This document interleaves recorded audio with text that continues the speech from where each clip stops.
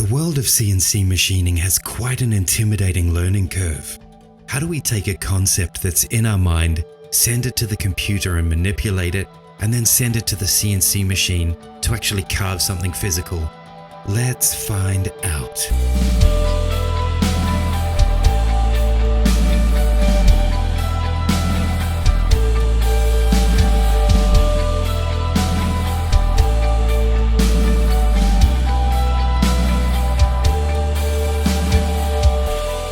This is Rhino 5.3.2. There is a newer version of Rhino out there, but this is the one that I'm using, so I'm going to talk you through it. This is our main window. You can see it's divided into 4 main views. At the moment, I'm surfing around in the perspective view. But if you want to change your view, you can just click the tab in the top left of each window. Alternatively, you can just follow my arrows to the 4 shortcuts at the top left-hand side of the workspace. Because Easel only carves in 2.5D, the only view we really need to concern ourselves with is the top view. This is how your CNC router sees the work from the top down. In order to navigate around the workspace with a Mac, you want to hold down Control, left-click, and drag your mouse. Sometimes I find that I want to see all 4 views at once. In order to do that, you just click the 4 boxes at the end of my arrows there, and that way you can manipulate all 4 workspaces without having to commit to any particular one. In the perspective view, if you want to pan your way around the object in 3D, you use Control, left click and drag. If you want to just move the object around like we would in the top view, Control, Shift and left click. Now I'd like to talk you through some toolbars. In the top right hand of our screen, when you click and open the panel, you can see we have some tutorials down the bottom, and in the top left of that panel, we have our layers. I don't normally use layers for anything, but I'm sure they'll be handy for somebody out there. Down in the bottom left of our workspace, we have what I call object snaps. What they do is they enable your cursor to snap onto, you guessed it, objects. Say for example, you enabled a point tool. As you move it around your design, it's going to give it the opportunity to snap onto all manner of different things. Right now the cursor is snapping onto the end point there, an intersection, and near here. Now, if we return to our Object Snaps panel, you can see that the center option is unclicked at the moment. To quickly demonstrate what that one does, if I grab a circle, select the circle and then grab a point tool, my intention being to place that point in the center of the circle, I can go to my Object Snaps panel and activate Center. Then, when I hover over that circle, it will automatically place the point in the center and I can left click. And there it is. Don't worry about how I've made these shapes, I'll be showing you more of this later. A word of warning though, when you're using the center function, make sure you turn it off when you've finished, otherwise it's going to try to find the center of every single thing that you've already drawn, and it will drive you absolutely crazy. So that's how I've set up my bottom left Object Snaps menu, and if you want to copy me, go right ahead. This is the best setup that I find to aid in designing guitars. I'm just going to move the Object Snaps toolbar down out of the way, and we're going to concentrate on the toolbar in the top left hand side. Don't worry about where that toolbar's gone because it also exists up here at the end of my arrow. So anytime you want to access that menu, you can just click the circle and it'll pop out for you. So my objective here is to walk you through my workflow in the hope that it will illuminate the Rhino creating process for you. And you can use it as a jumping off point to then determine your own Rhino creative process. One of the best things that I've found to maximize my time and efficiency in Rhino is to go up to this tool palette at the top left hand of the workspace and customize it so that it best reflects my personal work style. This is your tools palette, and just like a toolbox, you want to have it nicely organized and to have everything within easy reach. So to customize it, the first thing we do is go to our Rhinoceros menu, Commands and Customize, and that will bring up your command editor. We want to create our own custom icon order within the tool palette. And so in order to do that, we press plus. That brings up this dialog and we press Make Copy. I'm going to call my new custom palette Temple New Rad Tool Palette Forever. So I'm going to press OK to enable that, and here it is. So this means that anytime you want to, you can go into your command editor and switch between custom palettes. You can make as many custom tool palettes as you want. So we're working in this one. We've made ourselves a new tool palette and we're going to drag and drop icons into it. So these are all of the available functions that we can call upon. I use Rhino across multiple computers, so what I want to do is to make this palette match the palette on my other computer so I don't trip over and confuse myself when designing. So we've got our command editor open, we're in tool palettes, and we have our Temple New Rad Tool Palette Forever palette enabled. Under primary palettes, we want main and standard, so we'll just keep that one as it is. These are our available tools on the palette as it is now. We're going to rearrange these icons and add some new ones. If you want to subtract some existing ones, just hit this minus button with the icon enabled. Okay, I want to reorganize this, and the first tool that I always use is Join. So I've moved that into place. It's already in your default palette. The next one is Explode, and I'm going to show you how to use all of these later on, one at a time. Next up is Hide Objects / Show Objects, and you can see that they've done this as a kind of multiple choice icon. I don't want that, so I'm going to import them in individually. I have to quickly apologize because my screen capture program cut off the bottom of my screen, but don't worry, I'm going to talk you through it. At the bottom of all of these icons on the left, there's another little search box, and I'm typing in Show. I'm looking for Show Objects, and there it is in my little ring of fire. So I'm left clicking on it and dragging it up into place. Next up, I'm typing in Hide. The tool that I'm looking for next is called Hide Objects. And there it is. This might seem like a lot of work setting up this tool palette, but the time it will save you from not having to click menus is enormous. So if you have another look at my tool palette now, you'll see that I've added all of my favorites just by following the steps I've just shown you. So all of the tools that I've added are up to here, and all of the subsequent ones are ones that were already there. I haven't removed any yet, but I'll do that a little bit later. For now though, I'm going to mouse over each one of these tool icons so you know what they're called and what to search for in the search field of the command editor. Our first icon is Join, Explode, Show Objects, Hide Objects, Swap Hidden and Visible Objects, Group, Ungroup, Split, Trim, Move, Rotate, the Text tool, Scale 2D and 3D, Place a background bitmap, Show it, Hide it, Move it, and Scale it.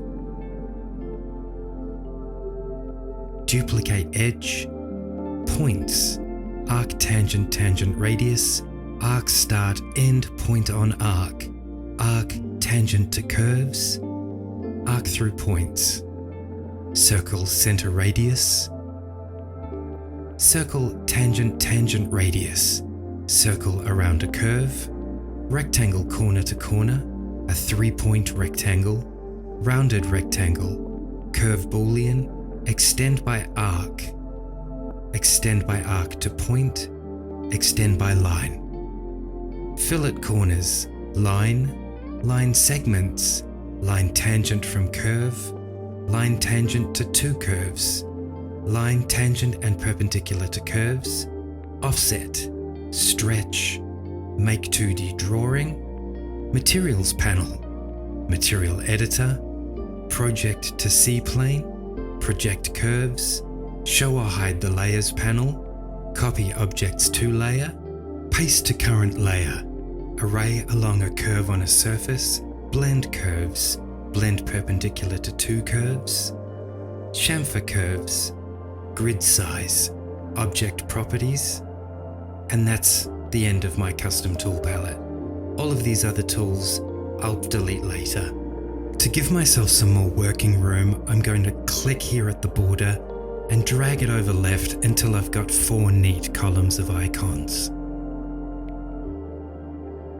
Then I'm going to grab my object snaps and just for now move them up to cover all the extra icons that I don't know what they do. Some people like to use a grid in order to keep themselves oriented within the 3D space. I don't use it, but if you want to, you just go to File, Settings, and Grid. From there, you can check or uncheck any of the applicable options. So having just re-enabled those, I can go back to my default view, click File, Settings, Grid, or use the tool on the tool palette. And when I uncheck Show Grid Lines, Show Grid Axes, and Show World Axes icon, the grid magically disappears. Now the workspace is much less visually cluttered. Like I said before, some people really appreciate having them there, but it's very much up to you. Now you have the option. So going back into our top view, what I'd like to show you is how to change the text height in your dimensions. There may be times when you're zoomed right out and you want big numbers. So here's how to do that. We go back into File and Settings, and instead of going to Grid, this time we go to Dimensions.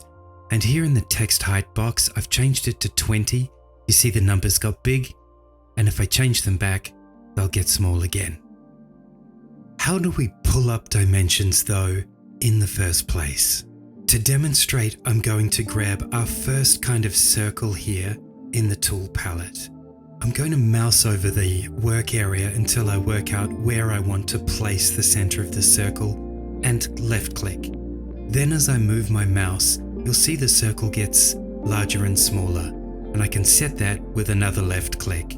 Alternatively, because my Rhino's set in millimeters, before I do the second left click, I can type in 50, hit return, and I'll have a 50mm circle. And that's what I'm going to use to show you. Dimensions live up here in the Dimensions tab. I want a linear dimension, which is a straight line between 2 points. I also have all of my relevant object snaps enabled, like end, near, point, midpoint, and intersection. They're the major ones. So then when I click up here, the object snaps find the end and the intersection, so I can left click and then move my mouse to the next position. There it finds the end perpendicular intersection. I can left click and then move my mouse upwards to set where I want my number to sit. Then another left click and it's set. So that's the size of the neck blank for this project that I'm working on. With our circle from before, I can left click on it, go up to dimension and then click diameter dimension. Dimension tools like this are really handy for when you've got a design that you want to get client approval on. You can show them all of the different dimensions, the radial dimensions, the diameter dimensions, etc. They all work the same way. That demonstration's over, so I can delete it. When we head back into our top view, this is the basis of what we're going to be working with. So just for fun, I think we should design a double neck guitar and we'll use this one as its basis. If we go back up to our perspective view, and on a Mac you can see that I'm pressing Control, left click and dragging to manipulate the object. we can see that our guitar is completely flat, which is reinforced when we look at the front and the right-hand views for this model. So, going back into our top view, we're looking down on our instrument and everything is flat to what they call the C-plane. This is good, it's what we want, and just to make sure of that, I'm Command A selecting all, and you remember before in our tool palette we actually have a project to C-plane icon. So I click that, and let me just sort out this errant menu. There we go. It gives you the option to delete input objects, and you want to say yes because you don't want to make a copy. So you can click yes with your mouse, or if you want to, you can just use buttons, use keys, just by pressing Y. Then when you're ready, press enter for done. Now what that did is it got everything that's colored red and it grouped it all together on the one plane, which would correspond to your Z axis. So we've grouped them all, and you can tell because if I deselect and then click on this line, we're only getting one line, whereas if I go Command C, Command V to make a copy, and then click on it again, you'll see that it gives me the option of two different curves, one on top of the other. So now I'll delete the copy so we only have one of everything, which is just the way that we like it. Okay, so we've organized our workspace and our palettes. Let's get started. I've got here a model of a Strat that I've been working on, and it has a couple of necks that I have in a folder somewhere else. I can bring these necks into any new design that I want. I only use a finite number of necks, although they do have different options like scale lengths and multi-scales. This would look really cool actually if it had dual multi-scales pointing in different directions. It'd just be hell to play. Okay, enough silliness. Right, so what we have is we have the outline of our instrument going all the way around. And just for now, I'm going to hide these necks just to make everything a bit simpler to look at. So we've got our outline, and you can see the black curve under it that I've just selected red. That's some geometry that I'm going to need further on down the track. And I'm actually going to have to blend it and the outside curve together. The reason being, then I can import them into the Super Gradient Generator app in Easel and turn them into a lovely rounded over offset arm carve. So before we ditch this particular model and make our own, let's quickly do that. So I Command C, Command V, the outline, and now I've got two outlines. I go to this icon in the tool palette and I split one of those outlines with the offset arm carve, which is the black curve that I just selected. I hit enter, and down on the bottom left of the screen it tells me that I've split the outline. So if I click on this line here below where the strap pin would be, you can see that the pink line is what's left over after the split, and the curve below it is the full outline. So I'm going to reselect the leftovers and delete them, then head up to the curve that we split, hold down Shift and select the offset curve. Then I'm going to head up to the tool palette and select Join. So we've created a closed curve in addition to the outline of our model. That's an example of how to use existing geometry to create new geometries. This is a way of thinking that you will get into over time. Now you can see when I unhide the neck concerning where the strings terminate at the bridge saddles, that those yellow circles at the top disappeared, but the ones at the bottom didn't. So while my neck group is selected, I'm going to select the circle and the point at the end of each string. And I'm going to add them all to the overall selection. Just by holding down Shift, I click on each item just like you would in any other kind of editing software. Then I can return to my tool palette and hit Group. And what that does is it glues all of those elements together.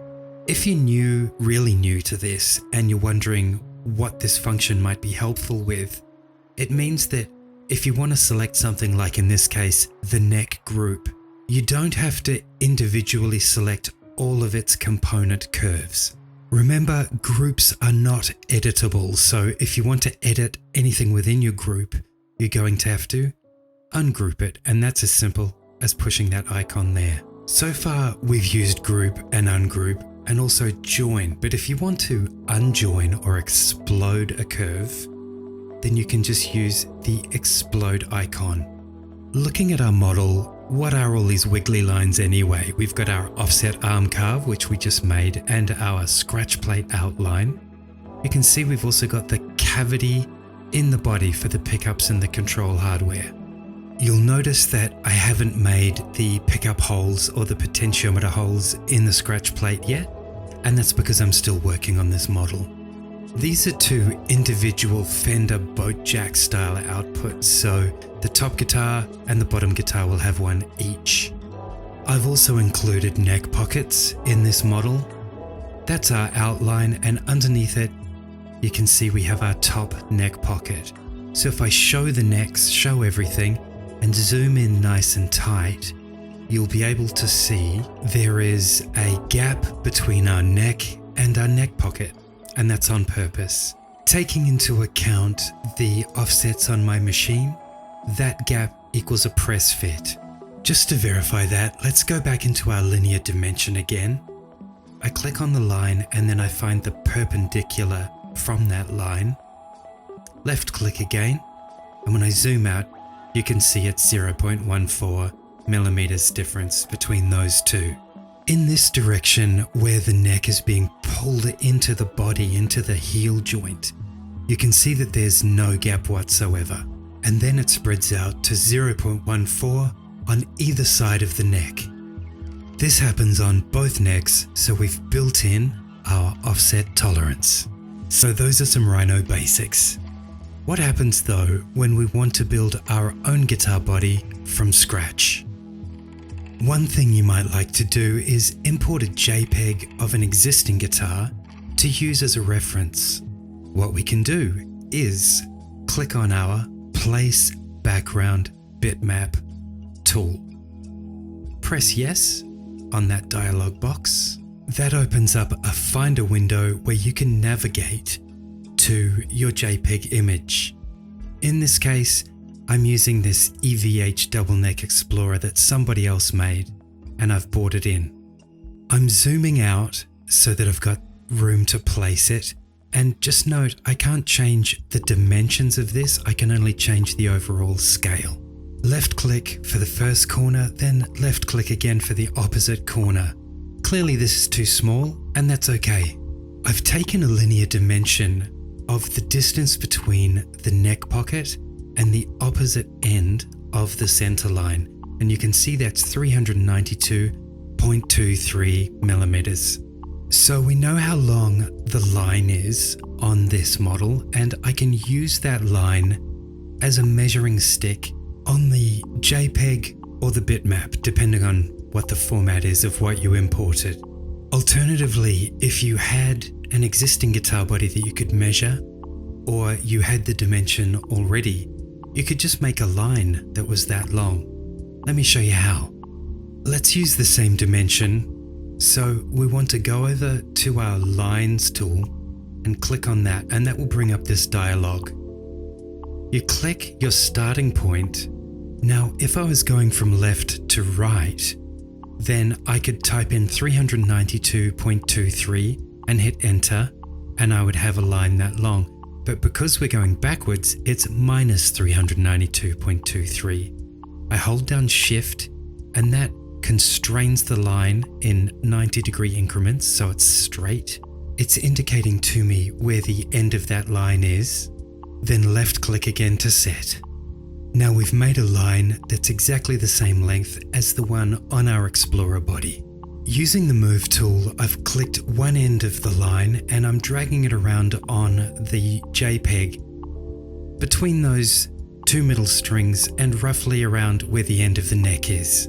If it's not perfect at this stage, it really doesn't matter because you can non-destructively re-edit this model until your heart's content and check later to make sure all of your dimensions are correct. Right now we have our JPEG imported into the workspace and we've got a line that's telling us how long we want this body to be.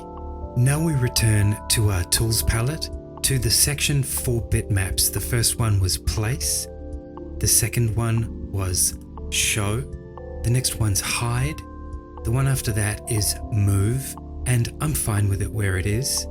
So the one that we want to use is scale. We click it and it asks for our origin point, which is the right hand side of this line. Once we click that, it then asks us for our scale factor or first reference point. So we hold down Shift again, so the cursor is constrained to the line, and click around about there. So what we've done is we've marked the point that we want to stretch and the point that we want to stretch from. Now we move again along the line, so holding down Shift to constrain, and when we find the end of the line, we can click again.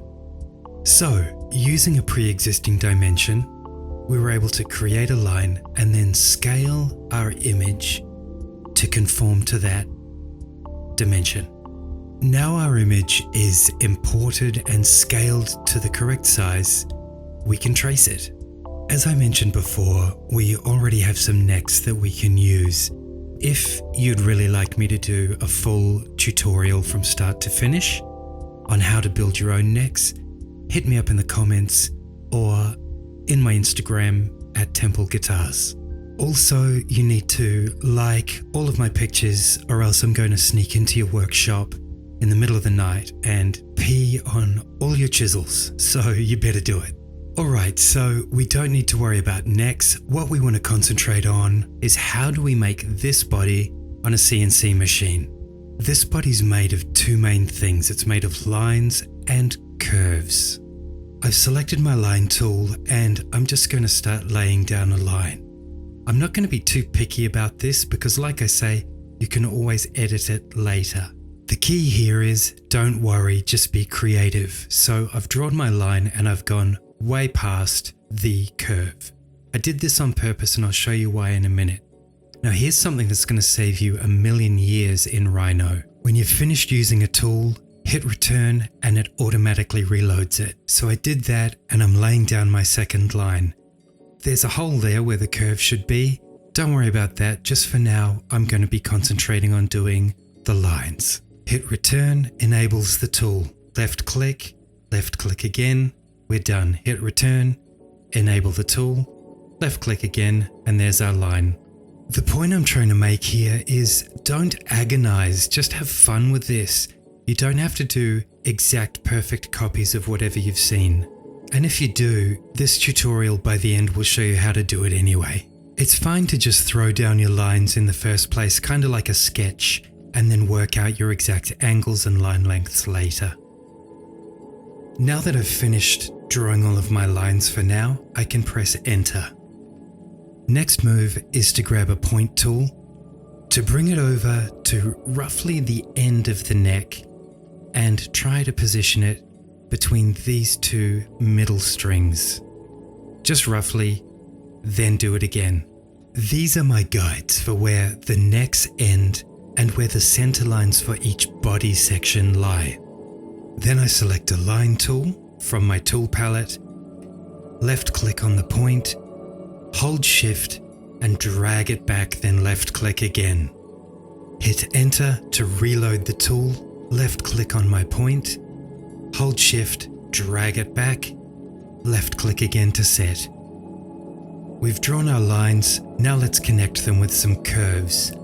Our curve tools all live on the tool palette in this neighborhood over here. The one we want is the second one, arc, start, end, point on arc. I've left clicked to start, I left click again where I want it to end, and then I move my mouse to adjust the curve. When I find it, I left click again to set. With one tool and 3 clicks, we filled in a quarter of the guitar's body.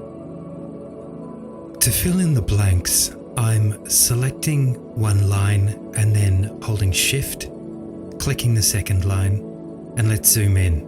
We want to create a nice smooth curve between them. There's two main ways that we can do this, and I'll take you through them. The first way is to use arc start end point on arc again, or arc tangent to curves. But the one I want to use is arc tangent tangent radius. So I click on my line at the start of my curve, and before clicking the second time, I press F or click from first point. Then I left click on the second line and we have a curve. My one is a little bit outside of the line, but that's okay, I'm fine with it. Now we've got these two lines that are sticking up like a couple of narwhal tusks there, and we want to clean up all of the excess. I select both of those lines and then I head over to split. My curve is my cutting object, so I click on the curve and then I can press enter. Now when I select our narwhal tusks, you can see that they've been disconnected by the curve. So I can hit delete and they'll disappear. I click on the curve and the lines on either side of it, go to the tool palette and click join. Now all three curves have been joined into one open curve. I'm going to show you this technique again just to make sure you've got it and to show you something that you really need to keep an eye out for. I've removed the background image so that we've got a nice clean work area, and the arc I want to use is arc start end point on arc. I click the tool and then I click on the left hand line at the line's very end. Then I travel over to the right hand line, and instead of clicking on the end, I'm going to click a little bit up from there and I'll show you why. Now when I move my mouse around, it adjusts the curve accordingly. So when I move my cursor to the end of the right hand line and click, it means that the curve is going to follow that right hand line a bit more faithfully. Now we have our two lines and we have our curve bridging them. We also have a little bit extra. So after clicking the curve, I go up to split again. I use the right hand line as the cutting object and press enter. And there's our extra bit. So we select it and then hit delete to make it go away. Sometimes though, you're not going to see those, especially if you're operating from way out here. So what you can do is select your lines on either side, your curve from the middle, then hit hide. That'll expose any extra artifacts, so you can just drag across the general area and delete. Then hit show objects again to reveal. Now our curve is complete. Now I'm going to bring our necks back. I've made a couple of points at the end of the necks equidistant between these two string cores. You'll notice if we zoom in that all of these strings are different widths. They're actually different diameters. And that's to reflect the fact that they are modeled on 10 to 52s. So I go back to my move tool, I left click on the point on the neck. Then I roll my mouse, I'm not dragging, I'm just rolling, until the cursor settles over the point. It should say point end, so I can left click and my neck set has been placed. I can see that the body center line and the neck are all aligned perfectly. If we compare my neck set to the underlying image, so I'll press show image, you can see that my necks are a lot closer together than theirs, and I'm going to keep it that way. I really love those close relationships. I don't have those big Gibson style spade headstocks to avoid each other, so we've got plenty of room. Also with double neck builds, a lot of people tend to splay their necks out in these angles, whereas I want my necks to be completely parallel with each other. Just looking at this, now that we've moved the necks closer together, we can see that the top and the bottom of the body are vastly different. So if I take a linear dimension and I go from my midpoint of the string set and go all the way down to that bottom string, which if you look closely you'll see they're the wrong way around. I click that, drag it out, and it shows me that my dimension is 25.51 millimeters. So that's the difference between where their neck sits and where my neck is. I'm really glad that that happened because it means that I can show you how to fix it. It means that this big curve on the back end of the guitar is too long because the bottom of the body needs to move up closer to that bottom neck. So what I'm going to do quickly is join together all of these bottom body elements using the tangent curve tool again. Then we can move that whole section up closer to the bottom neck.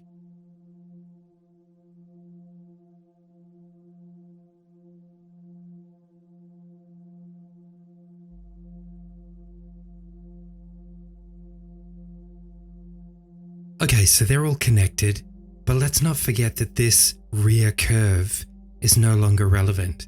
Sometimes what you can do is select the curve and then hit explode. But if you've been modeling on it for a minute, there might be quite a lot of little curves that you don't want to have to reselect individually. So instead of doing that, we're going to use some supporting geometry. You could use some points and stick them on the curve where you want to split the object. And I do use points, but this time I'm going to use one of these lines. That'll allow me to click multiple times without having to reselect the tool. So I've drawn my lines and they're clicked on to the outline of our one open curve. I use the split tool again, click both of my lines and then hit enter. So now I can delete our unwanted curve and the two lines. So now I've selected the bottom section of the guitar which is floating free. I'm using the move tool and I'd like to bring it up to the bottom of that bottom neck. Obviously this is incorrect because it's missing the curve between the lower horn and the bottom of the neck. So I have to ascertain the distance between the top of the guitar and the top of the low E string on that top guitar section, and then reflect that down into that red section there. So I'll do another linear dimension function from the top of the guitar here at its lowest point to the top of the low E string, and it's 42.17 millimeters. So I grab the line tool and I draw a line from that point straight down, constraining it again with the shift key. Next we have to make another line that is 42.17 millimeters long and use it to gauge the distance at the bottom of the guitar. I put our new line over the top of the big line that we already made and then delete the big line. Then I use the new line to move the bottom of the guitar to the end of it. Now the top and the bottom are identically spaced. Remember I needed to put a curve into that little section? Well, just like magic, I'm doing it now. So I've joined all of the top curves together and I've joined all of the bottom curves together. Now we're going to have to redo that big curve on the back end. So for this job, I'm going back to my tool palette. I'm getting the arc, start, end, point on arc tool. So I click on the start point, click on the end point, and then as I move my mouse, it gives me the opportunity to determine which kind of curve I want to have. I feel like this curve really suits the personality of the other curves, but if you want to bring it in a bit more, that looks pretty cool too. A bit more contemporary, I think. If I hide that curve that we just made, I can show you another cool look. I go back to my start, end, point on arc tool, do my start and end, and then bring it in. And that looks like a contemporary cool metal style.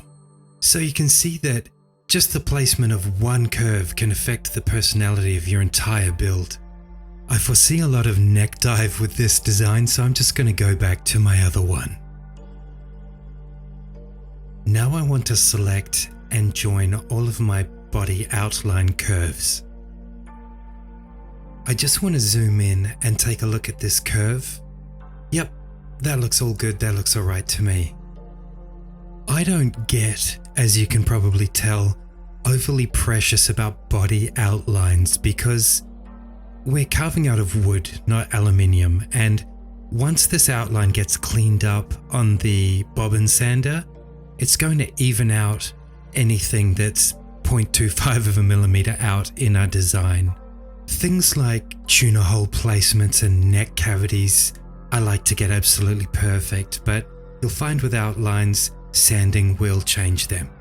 So I'm drawing a curve to close off our open body outline. And now I'm going to put another curve between the two necks and just move my mouse around until it looks right. I like that curve. Do you like that curve? Okay, left click and set it. Now we've got a mathematically perfect curve between our two necks after I deleted that line. So something that I like to do with my necks is to try to organically blend them into the body wherever possible. I'm not into blocky heel joints like classic Fender or Gibson styles. So let's build a couple of neck pockets for this model. I start by hiding the neck group, and then I select a point and click it just there at the end of my arrow. Hit return, reload the tool, and put it at the end of that arrow. Another one there, and another one there. Those points delineate the difference between the body and where the neck starts.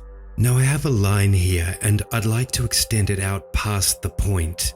I know I have a tool for that somewhere, so let's have a look. It's not that one. I want extend by line, so when I click it, it automatically extends my line and I can left click to set the length. Just like your circle object snap, it's really important to hit enter and turn it off when you're finished. Otherwise it'll affect the next thing that you're working on. The next thing is arc, tangent, tangent, radius tool. So I click my first point, I click F or from first point, and then move to my second point, click, and it's set. Now I'm just going to clean up that extra line there. And that's one finished heel joint outline. You could use that same tool, tangent, tangent, radius on here, but just to show you another tool that you can use, let's use circle, tangent, tangent, radius. It works exactly the same way as the arc tool. So I click my first point, I click F or from first point, second point is clicked, and now we've got a circle. I don't actually need a circle, so I'm going to split that circle and then select it, select the curves on either side, and join. Now if I zoom out, show the necks, you can see our outline is complete. I'm really enjoying that body shape, but I can see that our bottom center line is wildly out of place. So I click on the curve, I click on the point. Let's not forget that this was for our old neck position. And then using the move tool, I click both of those and match them up with the point that was already there. Initially, I just thought I'd throw some lines together for this tutorial to show you how to do things, but now I'm really excited and I want to make this. We've got quite a contemporary body look, and the headstocks are a little bit incongruous with that being a classic style, but I actually quite like them. I know most won't. Alright, continuing on with the neck pockets, I'm copying and pasting the neck group, hiding one of those neck groups so that the one that's left I can edit. Now there are a lot of curves within this group that I don't want, so I'm hitting ungroup, and I'm actually hitting it a few times because I have some groups within my groups. So now I've deselected everything, I've selected one curve at the top, I'm selecting another curve down below it, I'm joining those curves and I'm going to hide them to protect them. Now everything that's left over I can delete, so I'm going to select that entire area and then hit delete.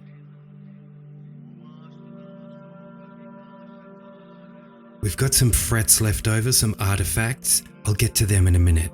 So I'm showing everything and then I'm going to hide my neck group. And now I can clean up those frets. that leaves us with the outline of the neck, which we're going to carve up and use as the basis for our neck pocket. You can see it's aligning perfectly. So with it still selected, I can use the cut tool and use the body as the cutting object. For those of you that are more au fait with lutherie practices, you'll know that this isn't finished yet. So I can type offset or use our offset tool icon, press enter, and our offset dialog turns up. That's one of the great things about Rhino is if you're not sure where something is, you can just type it. So you can see the second field down says distance, and at the moment it's set to 10.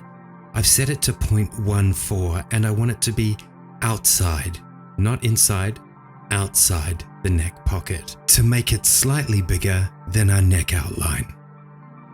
So we're going to have to zoom in to have a closer look at what just happened, but now we have our original line and the new line. The original is in red. We can see that it's made the distance the same all the way around, and back where the neck pushes into the body, we're going to have to move that into place. So obviously we use the move tool. We click where the red line intersects the black line and we hold down shift to constrain it, move it along to the point, and when we reach point and end, we left click. Because we moved the whole neck pocket over to the right, we've got these little tails sticking up on the edge, so I'm just going to clean those up now. So we've made our neck pocket outline, or most of it. And if we show our necks and zoom in, you can see that we've got a 0.14 millimeter gap on the top and the bottom. Despite appearances, that's actually a press fit on my machine. That's 3 out of 4 of the necessary curves we need to make this cavity. There's the 3 we just made, and the 4th is the body outline section. With this view, we're looking straight down into the cut, into the cavity. Let's take the outline, copy and paste it, and then hide one of the outlines so it's safe, so I can edit the one that's left over. So we select that, head to the tool palette and click Split Tool. Use the neck pocket as the cutting object, hit return, and then we want to select all the leftover stuff we don't need, which is in red. We've deleted that, we've selected our neck pocket curves and hit join. Now when we select show, our body outline returns, our neck group returns. Because I constructed this top neck pocket from the top neck architecture, if you will, now I'm going to have to do the same thing on the bottom. So I'm just going to hide my top neck group and get to work on the bottom one.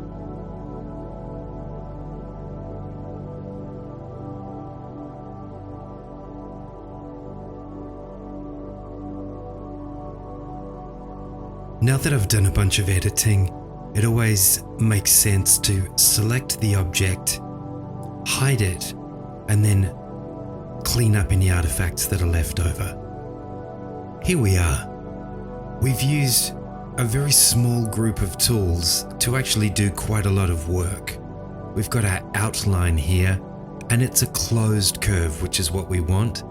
Our neck pockets have been created, they're closed as well. And like I said before, if you want me to show you how to make necks, drop me a comment. This top curve is different from the personality of the rest of the curves on the guitar, but I quite like it. Some of you are going to hate it, and that's kind of good because I've just shown you how to make it however you like it. Another thing I like about it though is if you look at the right hand side of that guitar, it looks like a big lightning bolt, and I'm all about those. Now let me show you something different. Up here in white, I've got a surface, so it has no curves whatsoever. It's just a surface from another model. It's a single explorer shape with 3 humbuckers, and it's a body route, so a cap piece would go on top of this. So this is my shape, and I call this model a conquistador, and I quite like it. Now we've got two different variants. I'd like to play with this surface and make a guitar out of that. So let's learn some new skills by manipulating this white and red workpiece. So you can go to your curve from objects and duplicate edge, or you can just click duplicate edge in our tool palette. Surfaces don't have curves, so we're going to duplicate the edge of our surface and make some curves. So I've clicked all around the edges that I wanted. I've zoomed in to make sure I haven't missed any spots. And I'd really like to include a humbucker in this body design. So I'm going to click around inside the humbucker cavity and get all of those little curves as well.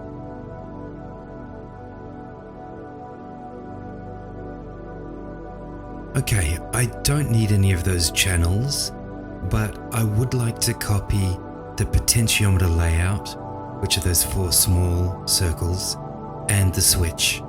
Those are all the curves that I want, so I'm just going to hit enter. I'm finished with the surface, so I'll click on that and delete it. And then I want to select all of the control cavity curves and press join. That ensures that all of the curve components have been joined into closed curves. Looking at the neck pocket area, it's very square and we don't want that. We've got our own neck pockets, so we can delete these individual curves and make room for our neck pockets. Now I select all of the outline curves one at a time and press join to connect them all together. That leaves us with an open curve. You can see the opening on the right. In Rhino, we like all of our curves to be closed, but we'll get back to that later. Here we've got our original design that we traced, so I'm going to select the whole thing. And then I'm going to press copy and paste. Then drag it with shift constraining it down below itself. There's our new body style. With my midpoint object snap enabled, I can hover with a line tool over the midpoint and it'll show up. Then I can drag it backwards and that'll give me the center line of this design. Now I choose extend by line from the tool palette, and when I click on the line, I can move my mouse and that will determine how long it is. Don't forget to hit enter when you're finished to close the function down. So we've got our center line and our body outline. I'm just deleting that bottom body outline because we've got a copy up here. I think what I also want to do is delete these neck pockets and make completely new ones. So I go to the new model that we're constructing and I select all of it and I hit group so that when I move it, I won't accidentally leave anything behind. Then I select the move tool and click on the center line, round about here, and then I can drag it over to our point on the model. Someone who is doing a serious design, not a model for a YouTube tutorial, would work out where the bridge ends and the left-hand side of the humbucker cavity begins. They would then have the information they need to position that humbucker cavity exactly where it needs to go. This is fine for us though, so I'm going to ungroup this group so that we can edit it. Remember, you can't edit a group. To change our single explorer to a double explorer, I'm going to take a point and I'm going to put it right here on top of this existing point. Then I select the point we just made, select the body outline, copy and paste it, and then select the pasted outline. Use the move tool from the point, constrain it straight down to the point beneath it. Then we can left click and that'll lock it in. This leaves us with some extra geometry, so I'm quickly going to whip through and clean that up to make one body outline.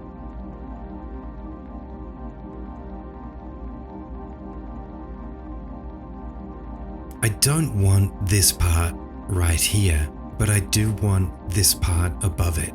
So I'm going to split that using the neck group. We've got a top body curve and a bottom body curve, and then that little middle bit there. Obviously, we're going to have to connect all of these disparate elements together and make ourselves some neck pockets. We've got ourselves a bit of a destroyer type situation here, and I know some people really love that. We've also got the same situation we had before, the disparate distance between the top and the bottom sections of this guitar. To fix that, I'm going to individually select all of the component curves in the pickup cavity and join them. Next, I grab my line tool and click from the end to the end, select it and join that also.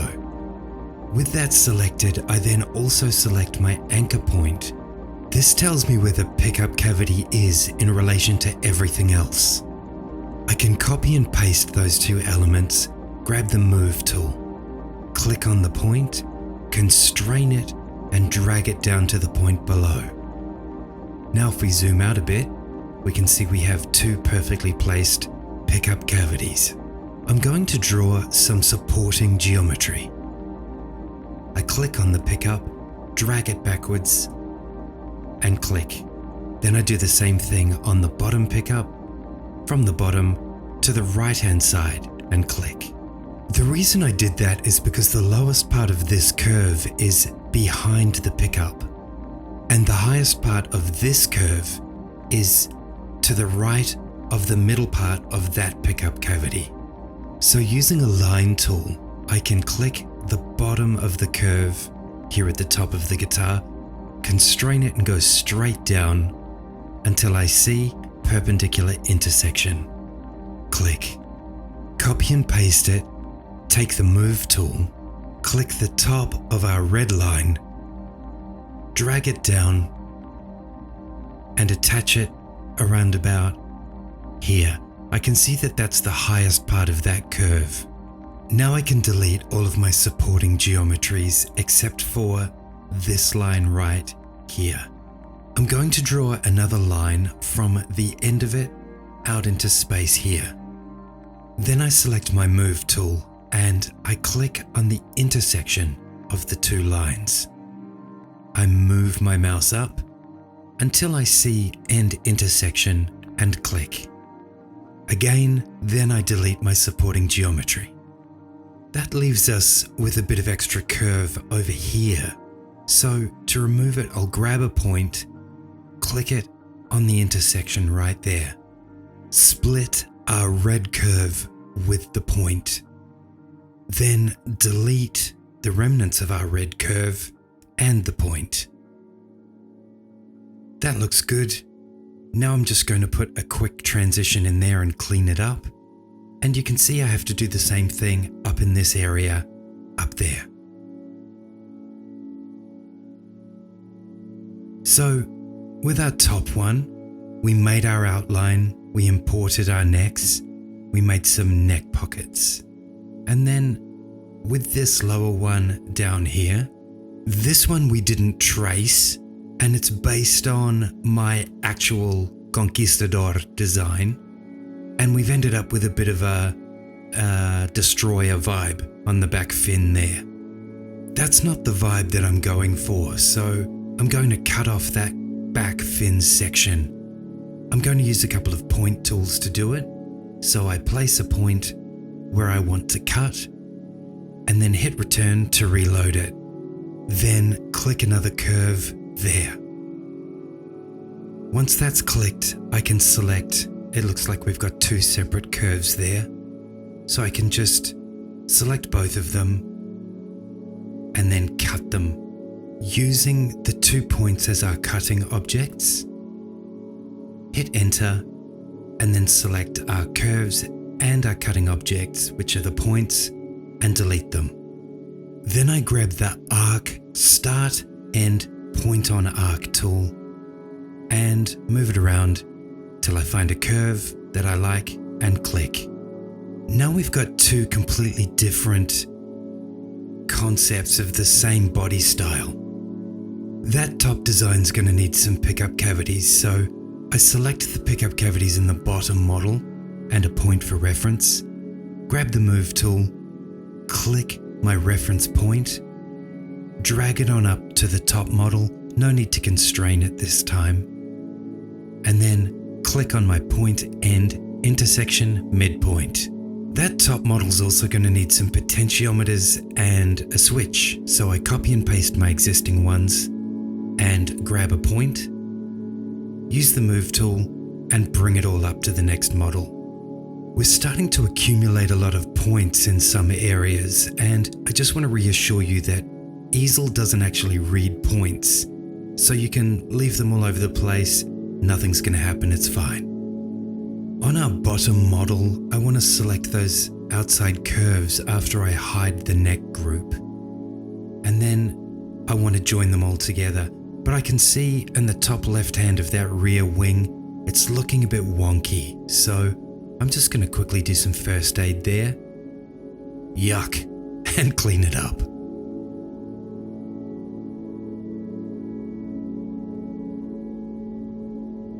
So to close this outline off, we'd need to make some neck pockets like we did up here and here. But you already know how to do that, so we can move on to something else. I don't like where these holes are because they're designed in relation to that pickup cavity, when they should be in relation to this pickup cavity. So we can just individually select our holes, select our point that's in completely the wrong place, using the Move tool, realign it. Because we're dealing with a different body shape, that doesn't work either, and that's okay too. All I need to do is just zoom in and manually tweak it to where I think it looks alright. I think about there. I also have to grab this rogue point and send it to hell. Now I'm going to copy and paste what's left, manually drag it up to our top model, and roughly place it about there. I'm happy with that placement. Basically what you're looking for here is just that there's room around the edge for your cavity to sit. In order to make a cavity in the back, we're going to have to work on the back of the guitar, and that means flipping it over. In our perspective view, this is what it would look like if we had X-ray vision and we could see from the back. This is where we want to place our cavity. Stand by for a future episode where I'll demonstrate an affordable flip milling concept for you. I'll also walk you through a more software-based concept as well. That way you can flip your whole body over within the work area and work on the back. Even if you use a cap on your build, you still want a control cavity in the back so that you can access all of your hardware once that cap has been glued on. So let's create a control cavity. First up, I select the outline and I hit offset. Our offset distance is 0.14, so I'm going to change that to 8.32, inside, not outside the body. We've just copied the entirety of our body outline inside of itself, and if we used a shorter distance for the offset, we could make a binding channel that way. As it stands though, we've got far too much curve happening, so I'm going to select a point, drop it onto the outline, hit return, drop that point onto the outline, select the outline, and cut the outline using the points. Then delete the excess and our points. Now we've got two edges of our cavity, and we want to grab the line tool and just smack down a couple more. One thing to bear in mind though is to watch that top right edge and its relationship with the bridge. You don't want bridge mounting screws going into your cavity, you don't want the top to crack. There are all kinds of little considerations that you need to make. I, however, do not, because I'm just demonstrating how all of these tools work. Once again, using the tangent curve tool, I'm just cleaning up this cavity and turning it into a closed curve. So when flip milling, you'll be able to flip this body over along its center line, And that means that these holes for the pots will be face down. Wait, I hear you say, we don't have a body center line. We've got this one and this one, but we don't have one between them. Easy. What we're going to do is grab a line, click it on the top center line anywhere along because they're parallel to each other. Drag it down while constraining it and click. Then on your keyboard, type DIV. Select divide and enter. I want 2 segments, they're already there, so I press enter and there's segment 1, there's segment 2, along with 3 lines to delineate the divided sections. I select the top center line, copy and paste it, grab the move tool and click it at the intersection, drag it down while constraining it and drop it on that next point. Now when I delete my supporting geometry, we're left with our center line for the body. This one isn't quite long enough, so I'm grabbing extend by line, I'm clicking on it, and then mouse out to where I want to drop the end point. That looks good. Don't forget, as always, to press enter to close the tool. So let's check this center line is actually in the center. I click my top center line with a linear dimension and drag it from that top down to our main center line. 53.27. Hit return to reload the tool. From the center line down to the bottom center line, 53.27. Very accurate. So we've placed a center line for the top body, we've placed a center line for the bottom body, and we've placed a center line for both.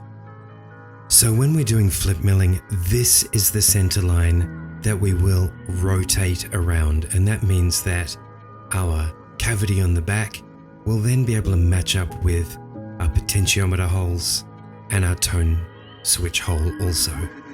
So far we've plotted a cavity position, but we're also going to need a cavity cover.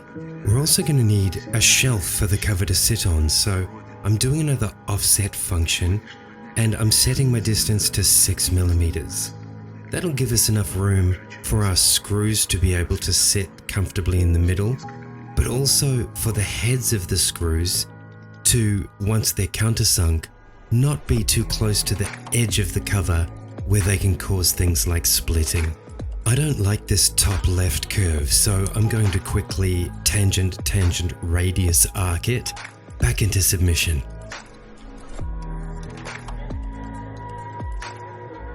So now we've got our cavity and a shelf for the cover to sit on. The potentiometers though and the tone switch are all bunched up and that's not going to work, so we're going to have to quickly move those back into place. Luckily, there's plenty of room in this cavity to move things around. Now, I should say, if I was designing this guitar for a customer, I would precisely place center points in the middle of each circle and space them equally from the edges of the cavity. But this is just for fun, so we don't have to. Now it's time for the cover, so we're going to do another offset function of 0.14 millimeters on the inside of that red line. So once I click it and we zoom in, the red line is our cavity cover. Because the cover is cut from a different piece of wood, we can just click on it and drag it out. Actually, that was a bit premature, so I'm just going to put it back in. I want to check out what the distance is between the edge of the cavity and the inside of the cavity, so I know where to put my screws. So using a linear dimension function, I can see it is 5.86 millimeters. Now we want to take 5.86 and divide it by 2, so that is 2.93.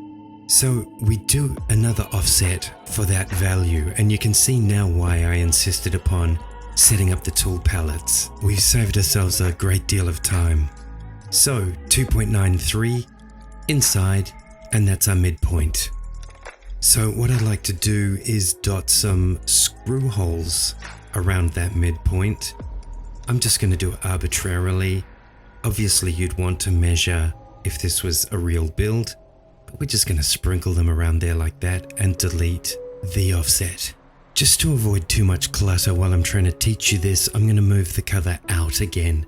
So let's say we want to make some screw holes that are 2 millimeters in diameter. The tool I want for that is a circle center radius. So I click on that and then click on my first point.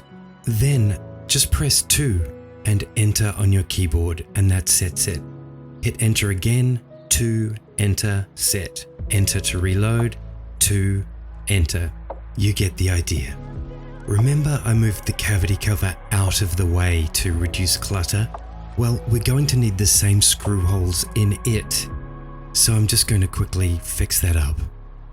This is very emotional music for a cavity cover tutorial. Okay, so we know that this cavity cover has 2 millimeter holes. We need to make an allowance for the head of the screws. So I'm going to delete our 2 millimeter holes and replace them with 4 millimeter holes. So that's big enough that the head of the screw can be countersunk for comfort. You'll find that you use the same core tools all the time. So we're using our circle center radius tool here again, clicking the point, hitting 4 on the keyboard this time, hitting enter, and then enter to reload the tool. Click, 4 again, enter to set. Enter to reload, click, 4, enter to set. Enter again to reload, click, 4, enter, and we're clear. So right now you're thinking, that's great, but what if I want to do a cap on this guitar? Well, here it is. Click your outline, copy and paste it. Now we have 2 outline curves there and they're both identical. We want to hide some things to get them out of the way. The first is the neck group. We're going to use our neck pockets, but we don't need both of these outlines, so we'll hide one of those. On a cap, the neck pockets go all the way through the cap piece. I take our remaining body outline curve and I split it with this neck pocket and this neck pocket.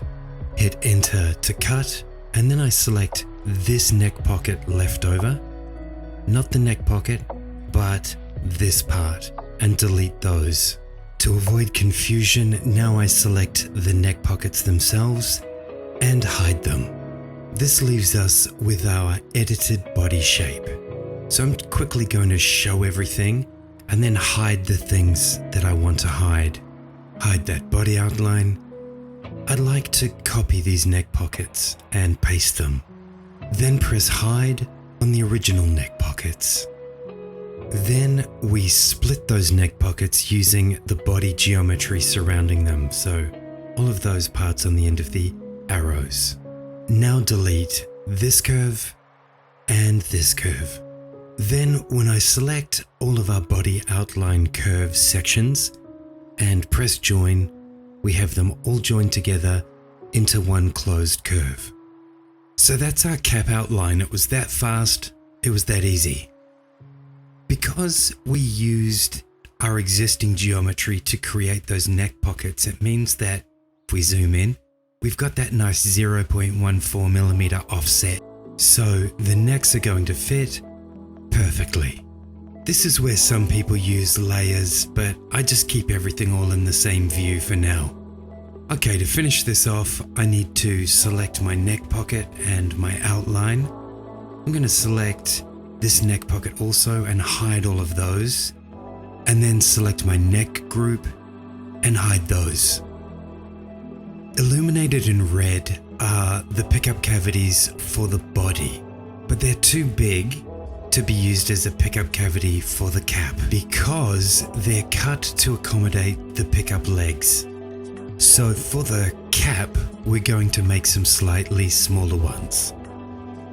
I'm going to copy and paste this so I've got something to play with. Now, ideally when designing holes for your pickups, you'd want to consult the manufacturer's blueprints, or even better, measure one that you have in real life in front of you. Are we going to do that? No, we're not. I'm just going to show you, like I've been saying, the mechanics of how to manipulate these tools to get the results that you want. One of the ways that we can manipulate this rectangle is to go to our tool palette icons and select stretch. That's him there. It does what it says on the box, so we just click on our bottom curve, that's our starting point. We go up to our secondary point, click on that, and then when we pull it back, it rescales the image in the Y direction but not the X. Now we've resized it, we can split that curve using our top center line, hit enter, and we've got our split. We delete the bottom one, select our top one, and then use our mirror function. Type mirror or use the mirror icon, click on one of its legs, click on the other one of its legs, and when you join those two curves together, you've got your new pickup shape. If you wanted to try resizing as a concept to make your cavities, you'd probably want to use some constraining geometry like we did earlier, so your dimensions would all come out correct. If you wanted to construct it all from scratch, again with your dimensions in mind, I'll show you how to do that now. First, I'll just undo my way back out of this. Now we're back to normal. You're probably not going to want to make it smaller only in that Y direction. You're probably going to want it slightly smaller in the X also. You could do an offset function like we've done before. You just type in offset, or head over to the tool menu and you'll see we have an offset icon. Then once you had your offset, you could edit that appropriately. My favorite way of making pickup cavities is to use the rounded rectangle tool. If you know what your dimensions are, then you can click one corner, click the other corner, and adjust your angle. So here's our existing cavity. It's 38.71 wide and 79.37 high from our perspective. So just for laughs, let's make our pickup 56.5 high. So I select my rounded rectangle tool. I bring it out into the workspace and click anywhere where there's some room. Drag it out without clicking and then enter 38.71 and hit return. I can see visually that that's looking correct, and now I'll type in my second dimension, which is 55. Hit enter. As I move my mouse around, you can see it's adjusting the corners for me. I like that one, so I'm going to click enter. By clicking on the object and just dragging it, I can actually snap it to the existing cavity. I'll delete these dimensions. If you use the move tool on your object, so you select it, hit the move tool, with your object snaps enabled, you can hover over parts of your curve and it will tell you when you hit the midpoint. So there's my midpoint. I click and move it over to my cavity. I want it on that center line and up against the curve. And there it is, perfectly arranged on either side of the center line. In order to copy that design down to the bottom pickup cavity, we select it, select a point, copy and paste, grab the move tool, click on that point, and then move it down to the corresponding point in the bottom neck pocket. Now we've got two pickup holes in our cap. We've got our pickup cavities in our body. That's our cap outline there. And we've also made our potentiometer holes and our control cavity behind them. So those are all the basics for how to construct a body and a cap. I'm going to hide these neck geometries because we're working on bodies and caps here. File management's really important, so I've started dividing everything up into groups, as you can see here. Got my cap and my body group there, and then a separate group here for the control cavity. Just a reminder that grouped items can't be edited, so if you want to edit anything in your group, ungroup it first. Now here's our cap group. Everything under the cap is hidden by the cap. This gives us the opportunity to draw in some wiring channels that will live under the cap, and it will make threading wires through hidden and easy. To make some wiring channels, we first got to think about what do our pickups look like. So with a humbucking pickup, the wire emerges from the bottom in the middle of the pickup, not out any of the corners. I've seen some people in the past go from, say, this corner straight into the cavity, and that crumples up the wires and encourages them to break. Because we want our wiring to be wild and free, we're going to go from the bottom center and make a little dog leg, like this. Now if we join those curves, that's the wiring path. Our top pickup moves straight down underneath the bottom pickup, and at the bottom of the bottom pickup, they join together, move around the dogleg and into the cavity. How big is our router bit going to be? So I'm just going to click on a circle here, circle center radius, click anywhere there's space, drag it out and write 0.25 inches. That gives us a circle that's the same size as the router bit that I use for routing out cavities. I'm going over to my object snaps here and I'm enabling center. I then select a point, hover over the circle, and my center will become apparent. Click that, select both and group them.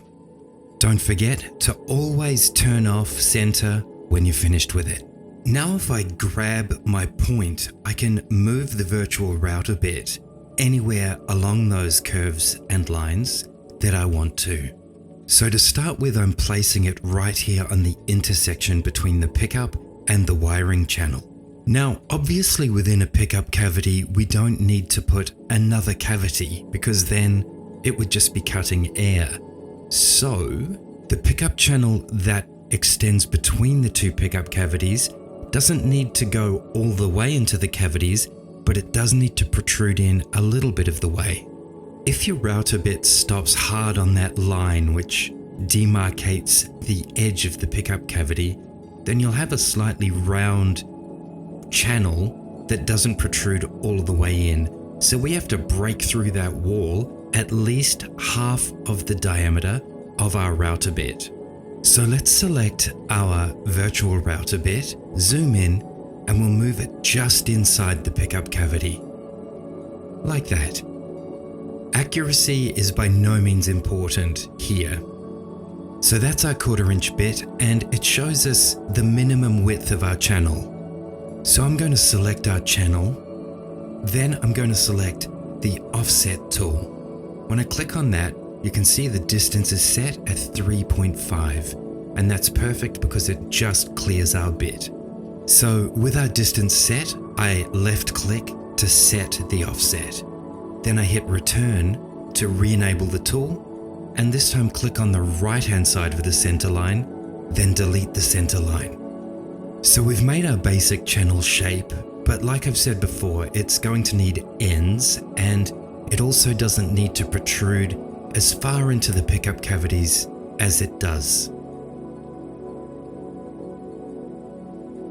So zooming in, I'm going to grab a line tool, and I'm going to put it roughly anywhere just above the cutter there.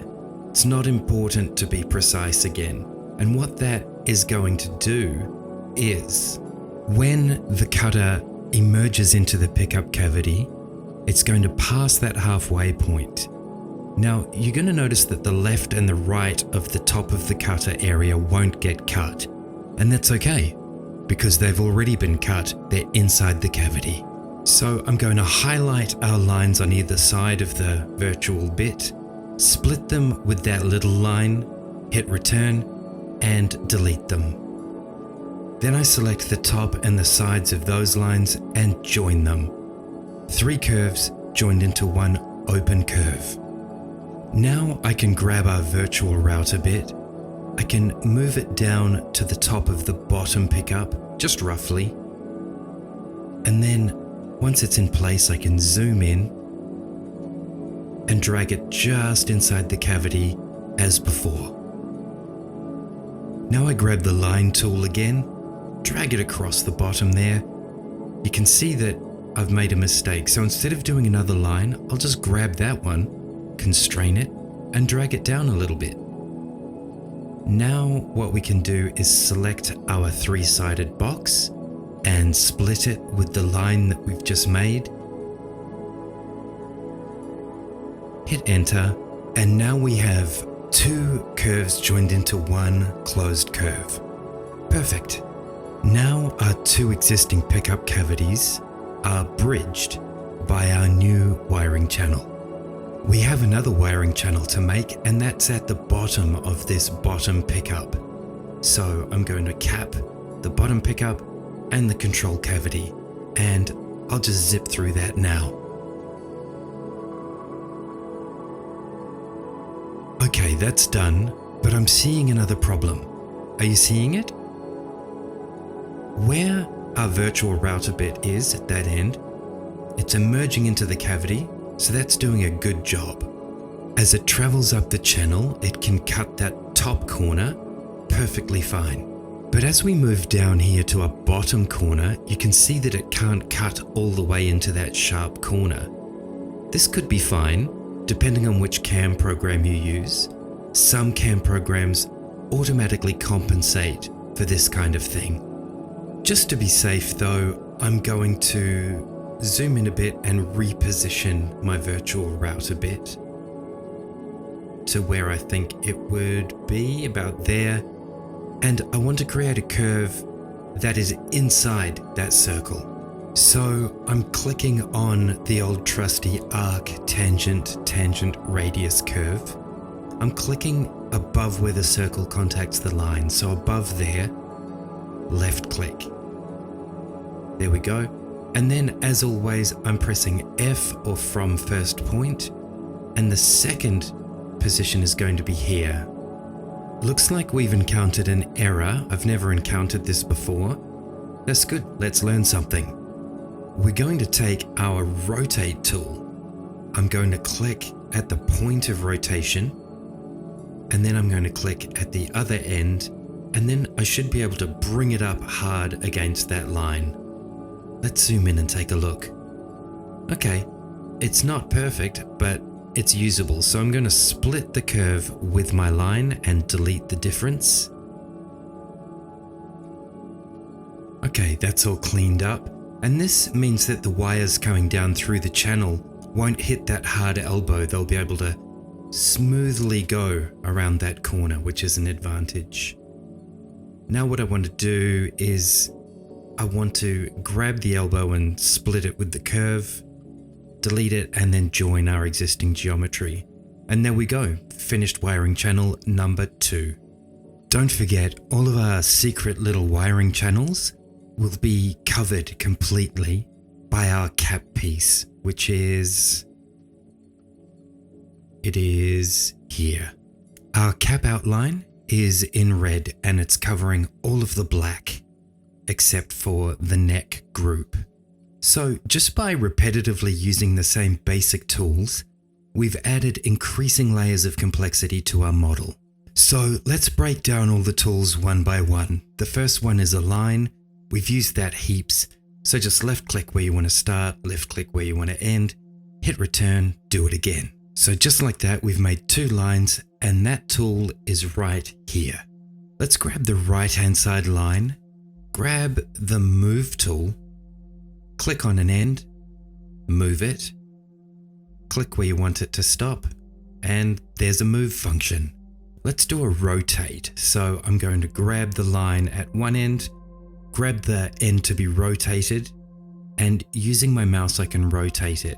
Don't forget that you can also just type in your numerical value of degrees. Now I've selected both of them, I can use the join function to join them together, and now when I move one, the other comes with it. If we want to unjoin them, we hit explode, and now they're individual again. Let's join them together, type mirror or use the icon, and I'm going to reflect them on themselves. So I'm going to click on that line, click on the bottom, and you can see it's a perfect reflection. Now we have two objects and we can edit them individually. If I want to keep them together, then I can select both of them and hit group. Now they're grouped together in one group. We can ungroup that stuff, we can hide it, we can show it. If we hide it again, so we're going to hide our object, then we can use the hide everything but that object, and it'll bring the object back and hide everything else. Now let's show it again. Okay, so say we want to get this red part and we want to split it. We can use any kind of geometry we like to help us. In this case, I'll use a point. So I'll put the point at the place to be split, press split, use the point as the cutting object, hit enter, and now it's split along those lines. If you want to unsplit it, select it and join it. Okay, let's make some text. Selected the text tool. You can see it says Temple Guitars in there in my font. I press OK, I like the size. There it is. If you want a different font, just use whichever fonts you have in your system. Okay, let's try Scale 2D. So what I'd like to do is take this object and scale it outward towards this point over here on the right. Obviously, this move will make the top section stretch upwards as well. So selected Scale 2D, I'm selecting my origin point, and then the scale factor or first reference point. So that's the part to be scaled. Once I click that, second reference point is the point to scale the object to. So we're going to click our point. And now you can see we have a scaled object. It's just that little bit bigger than before. Scale 3D works on the same principle, except it gives you one extra axis. So here we have a big box, and what we want to do is manipulate it in 3 dimensions. So I'll just deselect it, and what we're after here is to take this corner and that corner and pull on it or squeeze into it. So we're going to select the Scale 3D tool after selecting the object. Our origin point is the end intersection of this corner, and then our scale factor or first reference point is the opposite corner. Click on that, and now that we've selected our object fully, we've just got to decide how small or how big we want to make it. Now I'm just going to arbitrarily place it around about here, but don't forget that as with everything in Rhino, you can use constraining geometry. So let's give that a shot now, and then we'll know exactly where to stop. For this example, I'll take a line and I'll click on one corner, then click on the other corner, and I'll use our Extend Curve by Line tool. So I'll click on that, select the curve, which is that one, and I can either drag it out with the mouse like we did before, or I can enter a numerical value. For this example, I'll just plop it there. So now we've laid down some constraining geometry, and that allows us to take this corner of our object and stretch it out to there. So to do that, let's select our object and go to Scale 3D. We're not selecting our constraining geometry. There's my origin point, The scale factor or first reference point is there on the end perpendicular intersection. Click that and drag it out to our second reference point, which is the end of the line. So obviously if I made that line a particular dimension, say 30 centimeters, then the box would also be 30 centimeters long. Okay, moving on. Place background bitmap, which we did before. We can show the background bitmap if we clicked on that. We can hide the background bitmap. We can move it. So let's move it now. We show it, we click on it, and then we move it to where we want it to go. If you want to scale it like we did at the beginning, it's exactly the same as Scale 2D. Okay, we've used a lot of point tool already, and they're very easy. You just put them where you want them.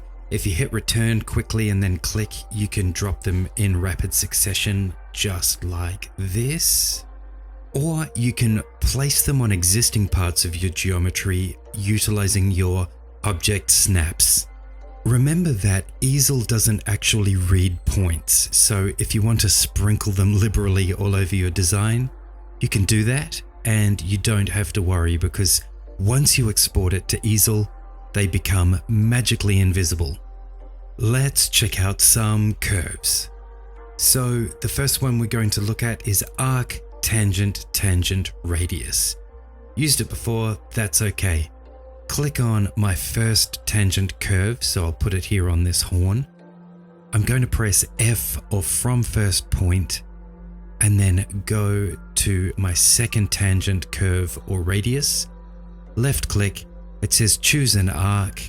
I like where it is, so I'm just going to left click, and we've got a nice smooth curve there. Next up on the arc menu is arc start, end, point on arc. We've used this before also. Click a starting point, click an ending point, and click a point on the arc that is generated. Done. This next curve is called arc tangent to curves, and I have not released its full potential. I only use it for one thing, so I'll show you that now. I click my first tangent curve, then I click F or from first point, and my second tangent curve is up there on the wing.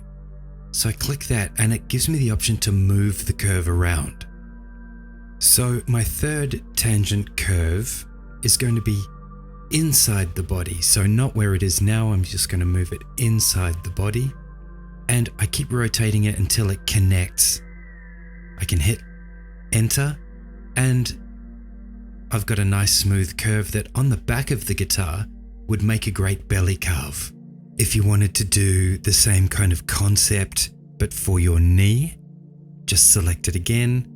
I would localize it a bit towards the center, just like that. Avoid the pickup cavity. You could, of course, cross over into the pickup cavity a little bit because it's going to be a gradient, but for this example, we'll put it here. It's sticking out past the body a little bit, but that's okay. I can select it and split it with the body, hit return, and oh, that didn't work. That's okay, it's another teaching opportunity. So I've selected everything, and what I'm going to do now is hit project to C plane. And I'm going to click yes for delete input objects.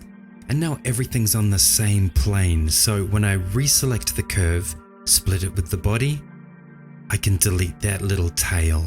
Before, for some reason, they were on different Z-axis levels from each other. You will find when you're on a big modeling quest that once in a while you won't be able to edit an object, and so the first port of call is to check if it's in a group, and the second is to check the C-plane. I'm just going to quickly fix up these curves. Let's check out some circles in our custom tool palette. So the first one is circle, center, radius. That's our most simple one. If you place a point and you want to create a circle around it, click circle, click your point, and by moving your mouse you can make that circle bigger or smaller, depending on what size you're after. If you know what size you're after, you can use this diameter input field up here. So let's make it 5 millimeters. So I press 5, hit enter, and there's a 5 millimeter diameter circle. I want to do it again so it's big enough for us to see, so I'll delete that one, drop in a new one, and this time I'll make it 50 millimeters. Let's test it with the diameter dimension tool from the dimensions menu. Click on it, 50 millimeters. So that's the most simple style of circle that you'll use regularly. Second in our circle menu is circle, tangent, tangent, radius. And that works in exactly the same way that the arc tangent, tangent, radius tool does. So we select our first tangent curve. Don't forget to hit F or from first point, or it's going to act wild, crazy, and unpredictable. Then select your second tangent, curve, or radius, left click, and there it is. I use this tool a lot in 3D neck building, so we're definitely going to revisit it later. Our third type of circle is circle around a curve. This is another 3D tool. I don't have separate tool palettes for 2.5D and 3D, so I'll just show you how it works now. So first we draw a line, and I'm just going to delete that point because I don't need it. To clear up the space, I'm going to select everything that isn't that line, and I'm going to hide it. Then I can move into my perspective view, which gives us full 3 dimensions at once, and select my line. So I select my circle and I click on the end of my line on the end of the curve. And when I move into our right hand view, that tiny point is our line. You can't see the line because we're looking at it from its end, but let me zoom in. The line is hiding behind my cursor. So if we go back to perspective view, our circle is now emerging at a right angle from the center of the line. Next column down are rectangles, so I've selected a corner-to-corner rectangle. This is our most simple type. Click where you want it to start, click where you want it to end. You've made a rectangle. Now, let's make it a little bit more precise. So we'll start again. I'll make the first corner 200 and I'll make the height 300.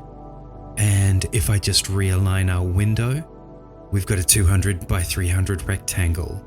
So even though it's the most simple of the rectangles, it's still possible to get very precise results with it. Just running a quick linear dimension, and there we go. 200 by 300. I never use that type of rectangle though, I always use this. Rectangle 3 points. So when I click my starting point, then I can enter in, let's say again 200, so I press 200 and hit return, and it shows me where 200 is. Now if I hold down shift, it will constrain the line like so, and if I move my mouse you can see it's constrained in 90-degree increments. We've set our first dimension. What if our second dimension, however, is unknown? Or alternatively, what if there's an object that you would like your rectangle to intersect with, like this point? My object snap is saying point, so I can left click. Our third type of rectangle is a rounded rectangle. So, like the others, left click your first corner, left click your second corner. Once you've done that, it gives you a third option. As you move your mouse around, you can see it gives you lovely rounded corners. Now if I delete that and select it again, you can see there is a 3-point rectangle option. That's my favorite kind of rectangle option. So if I select that, I put down my first point. Let's say I want it again to be 200. It shows me where 200 is. I'm holding shift to constrain it and left click. So I've got my first dimension. Now with my second one, Perhaps I thought ahead and threw some constraining geometry down to click to. I've clicked to it, and now I move my mouse around until I find the kind of corners that I want. Like so. Absolutely awesome for making pickup cavities. The fourth icon in this row is Boolean. Boolean basically means split the difference in CNC world. So I've made a rectangle, now I make a circle off the rectangle, and Boolean is going to allow us to subtract the intersection of the two. So I select my tool, and then I select my curves one at a time. Once they're selected, I click inside the regions that I want to keep. Click, click, hit enter, and that leaves us with this. Our partial circle that looks like Pac-Man, and our partial rectangle with a bite out of it up here on our top left, and everything that's left are our input objects that we didn't select to delete. You do have that option. Moving on, let me just draw an arc. There we go. Say I want to extend this arc to a line. So I'll just draw a line, and I want that arc to curve over and meet it. I select Extend Curve by Arc. I can meet my line like so. I can extend my way past it, or I can extend all the way around. I'm going to extend it to my line and press enter to close it. The next arc tool is Extend Arc to Point. We don't actually need a point for it to extend to, however. We will need an arc, so let me just make one of those. Like so. I've found this tool to be a great way to make organic guitar body outlines. So I've made my curve, and now I'm going to click on the very end of it to start. So as I move my mouse, you can see the curve extending, but wherever I move it to, it extends the curve in a very precise and mathematical way. So if, for example, if you wanted to go up here and then press enter to start a new curve from the end of the old one, and then do it again,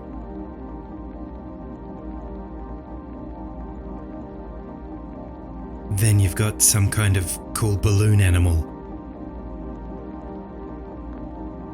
Next tool, Extend by Line. We've used this one before, so let's say we've got a line that exists already. I'll just make one of those. Then we click on our tool, click on the end of the line, and we can use our mouse to determine how long the line is to be. Don't forget, press enter or else it will stay activated. Next, fillet corners. Let's use a rectangle to demonstrate. We're going to fillet its corners, so I've selected the tool and selected the rectangle. Hit enter. The radius is set at 20, and that looks good. Obviously, you can set your fillet radius to whatever it is that you want. Our next row of tools are our lines. We've used this line tool before. We know what that does. This line segments tool next to it allows us to draw several lines in one go. The advantage of this tool is you don't have to use return to reload. You can just draw all your lines, and there they are. Do bear in mind they are individual lines, so if you want them to be joined, you have to select them all and hit join. Let me clean this up.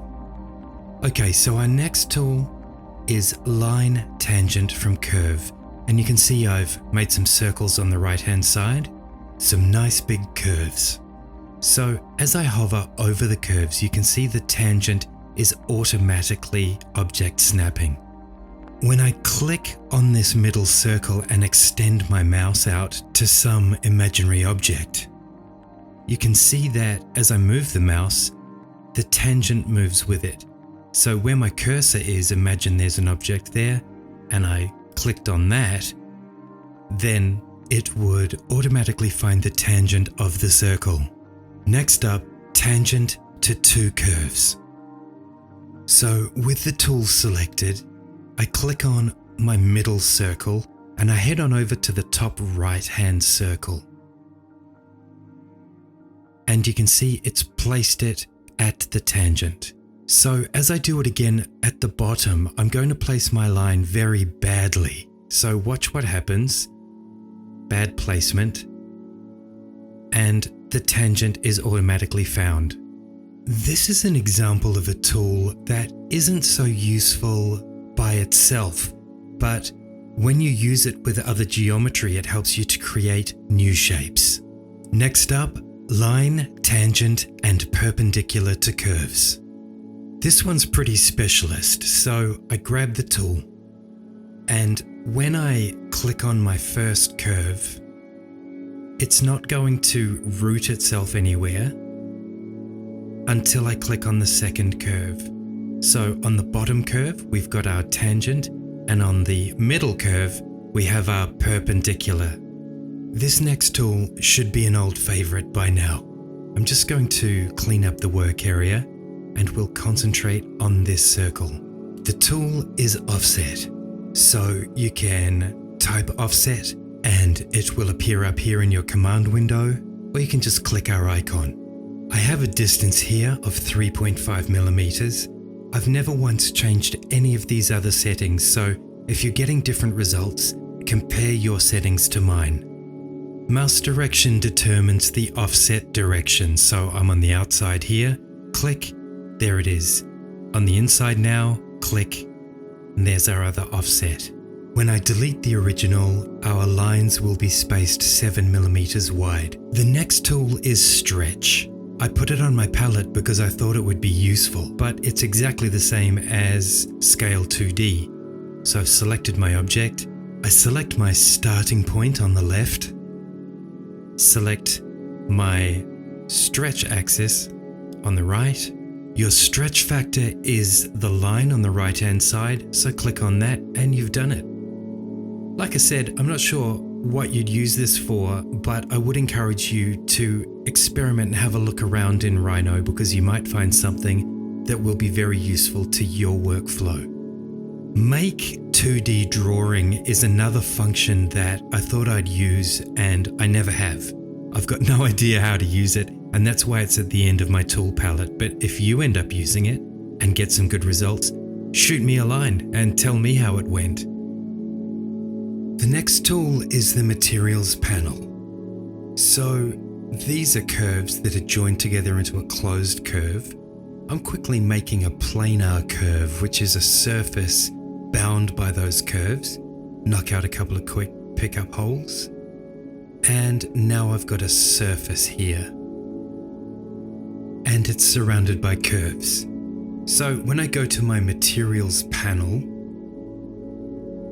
I can select the planar surface, and then going through the standard materials, which are all editable, I want to find something that's going to stick out. So I think sapphire will probably stick out.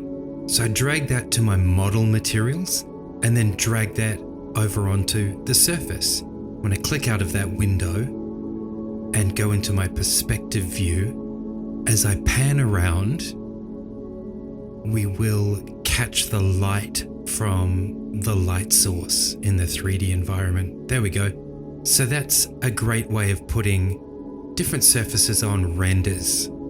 Clearly that's not something we need to do right now, but in the next episode, which will be a full 3D episode, we'll definitely be using it. So now you know how. If we go to our next tool, it's called the Material Editor, and it's exactly the same thing as the last thing. But seeing as it's open, if you have a look at the bottom right, you can see how you can edit your materials. Let's recap project to C-plane. So here I've got a square and a rectangle, and if I try and split one with the other, you'll see that I'm not able to. And the reason is not apparent until we go into a different view. So if we move into our front view, we can see that one of the objects is actually above the other on the Z-axis. So if I return to my top view, and if I can just find Project to C plane, there it is. I click that and delete input objects, yes. That'll delete the original circle and copy the new circle down to the C plane. And you can see it's completely flat. So again, just to recap, because this can be incredibly frustrating, in the future, if Rhino isn't letting you edit an object, check that it's not grouped, and if it's not grouped, check that it's on the same plane. These two little tricks are going to save you a lot of heartache. All of the remaining icons in my palette are icons that I thought might come in handy in the future. So we're just going to skip over those for now. Now we're back at our original model, and we've got our necks grouped together. That's our neck group. I don't need that stuff, but I would like to keep that center line. So I could ungroup it all and dig out the center line, or I could just grab a line, click on the end of that line, go to the other end and make sure I'm holding Shift to constrain it, click, and I've got a line. Now I can hide all of the neck group elements that I don't need, and that just leaves the body. I'm going to find and select my cap group, there it is, and I'm going to ungroup it. It was grouped so that I could easily hide it and edit my other elements within the workspace. And I'm doing the same for all the groups in the model that I want to export. I remember I have a control cavity group. There it is. I'll just ungroup that. And now what that means is whatever I click on in the model, I should just get that element only. And it looks like that's happening. Yep, all good. It's no good sitting in Rhino though forever, so how are we going to carve this body? File menu, new, and top view. I'm going to zoom out a little bit and go into settings because I don't like having a grid. I'm just going to turn it off. Now I select all of the items that I want to copy, and I'll copy them into Untitled without closing the previous window. So now we have all of the information that Easel wants, and only that information, in the view that Easel wants it. So now I can return to the previous window, which we left open, and because I'm finished with everything in here, I can save it and I can close it. Now we're nice and focused, and we have only the items that we're going to want to send to different workpieces.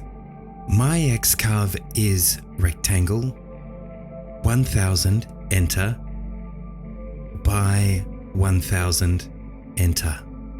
Now that's my work area, but my actual cutting area is, let's just say 750, enter by 750. It's actually a little bit more, but that's a safe distance at a guess. So the cutting area is the area that matters, so I can delete the other one. Now, assuming the cutting area is 750 by 750, let's imagine that running halfway across it is a center line, and that center line is engraved into the wasteboard of my machine.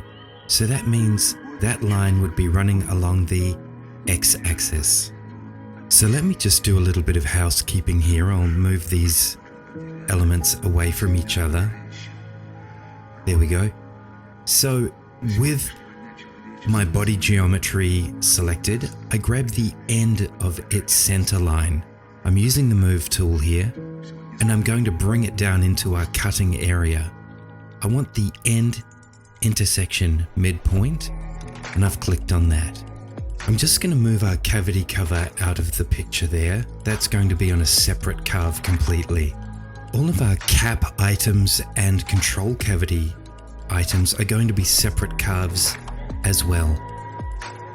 So what I want to do is save this document as Explorer Front Rhino format, and then I go into that folder and make a copy, which I will call Explorer Back. I open that, and that's where we are now. So with my mirror function enabled, I'm going to make a flipped copy.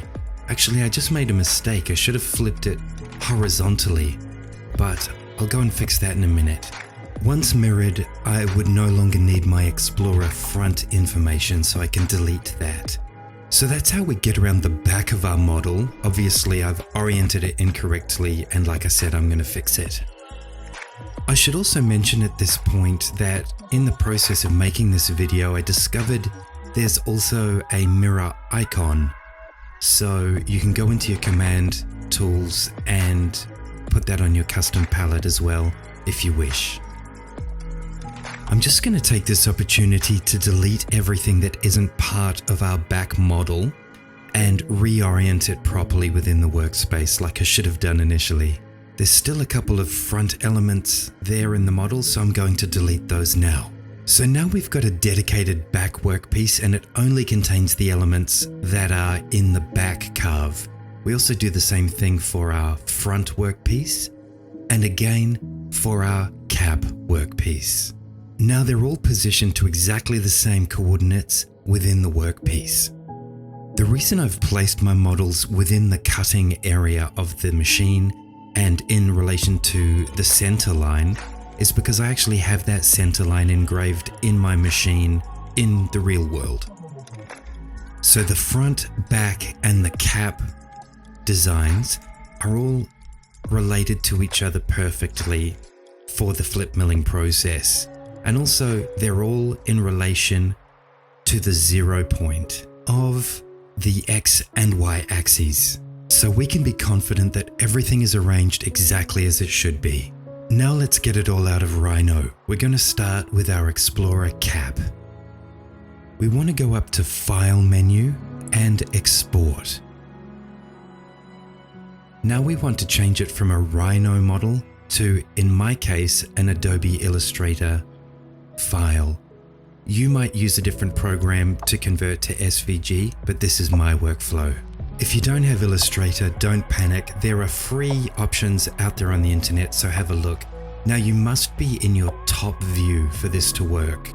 I want you to copy my export options exactly and make sure that 1mm equals 1mm. I'm exporting it now, and it's telling me that it's been exported successfully to Destroy After Use, which is my folder, and there it is. Explorer Cap AI. Now I can close it and save it on the way out and do exactly the same thing for the front and back files. We're finally finished with Rhino, and we're in Adobe Illustrator CC 19.2.0. There are newer versions of this app out there, but I stick with this one because it's solid and I only use it for file conversion. The newer versions I've seen are subscription models, and I don't do that, so we're going to stick with this one. So I've opened my file using File Open within Illustrator, and now I'm pressing Command minus repeatedly until I find my design, because it's turned up down the bottom left there. Now I've found it, I select the area and drag it casually up into our white box there. Then press Command plus to zoom back in. So that looks like a good size to work with. I deselect everything by clicking outside of the design, and then click my standard palette for the Artboard tool. Clicking that activates that white rectangle there, and we want to grab the center points and pull them out to the edge of our cutting area until we see a little intersect message. One more. Okay. Now clean up outside of your artboard. You don't want any artifacts outside of that white box. Don't forget to deselect. You click that arrow at the top of the palette and click outside of your design. So from the looks of things, we're working with our body front here, and just by hovering over different elements, I can see that they're all showing up. One good thing to do is go into your object properties back in Rhino before you export and make sure that all of your closed curves are indeed closed. This looks good, so I'm going to go Save in the File menu, and that's going to bring up a dialog box. You can see it says converted in brackets, and we want to delete that because we don't want two versions of the same file. We want to keep this file just in case we'd like to edit it further at some time in the future. Then you'll get this dialog. I want you to hit pause and copy my settings and then click OK. That means our Illustrator master file has been updated successfully. Now we want to write our SVG file, so we go File Save As for that one, and we change from Illustrator format to SVG. Press Save. It'll bring up this dialog, and again, just copy my settings for this. When you're happy, press OK. Explorer Front has been saved as an SVG, and now I do the other two. That's it for Illustrator. Now we can shut it down and head over to Easel. For our last port of call, we're in Google Chrome running Easel, and you can see that I've imported the model and I've split it up into 4 distinct workpieces. Workpiece 1 is our center line. It's a 1/32 inch bit cutting at a depth of 1mm, and I use that to align the workpiece up with my wasteboard, which has the same center line on it. Even though the cut is set at 1mm, the cutter actually never touches the workpiece. I draw a pencil line on it instead, and the cutter floats above it because I prop up a 2mm spacer under my Z probe. This aligns the workpiece and the wasteboard. Our second workpiece is our body outline. It is a 1/4 inch bit, and the cut is set at 22mm. That's 2mm past the halfway point of the body, so when we flip it to the back, we will get a 4mm overlay. Our third workpiece are our channels, same bit but a 10mm depth of cut. The last workpiece are our cavities, and they are the same bit and a 20mm depth of cut. You should note that when I imported this design, I deleted the bounding box that was our cutting area back in Rhino. The reason I kept it until after I imported it is because when you bring it in with the rest of your geometry, it places that bounding box perfectly at the 0 point of the XY axis right on the path. That way, all of your different models and workpieces all end up at exactly the same place within Easel. All of our cavities, when I select them, are inside fill. And the same thing can be said for our channels. The outline of the body is an outside cut. So our outline shape that we made in Rhino is just on the inside of that thick grey line. So that's my workflow for designing something in Rhino and bringing it into Easel.